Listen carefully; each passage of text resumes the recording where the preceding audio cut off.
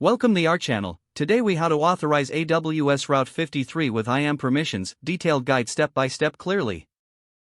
To authorize AWS Route 53 with IAM permissions, begin by logging into the AWS Management Console.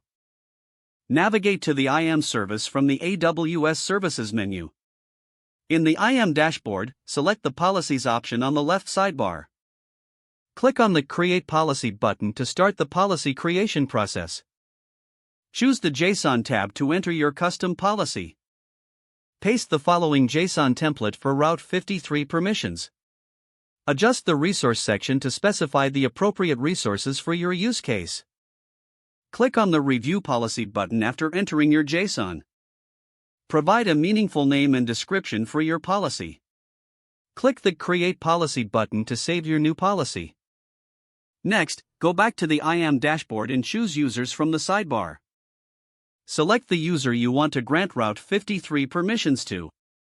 Navigate to the Permissions tab for the selected user. Click on the Add Permissions button. Choose Attach Existing Policies directly. In the search bar, type the name of the policy you just created.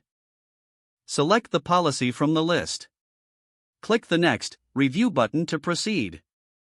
Verify the permissions being granted and click on the Add Permissions button to finalize.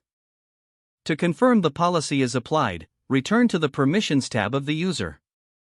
You will see the new policy listed among the user's permissions.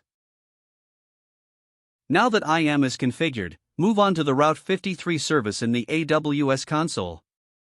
You can manage your Route 53 resources without encountering permission issues. Review and test the permissions to ensure everything functions correctly. This concludes the process of authorizing AWS Route 53 with IAM permissions. If the page does not load, refresh the browser or try again in a private or incognito window.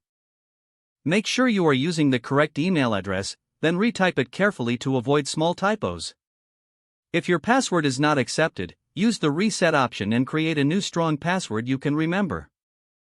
Check your spam folder for verification or security emails, then complete any requested confirmation steps. Don't forget to like this video and subscribe to our channel for more step-by-step tech guides.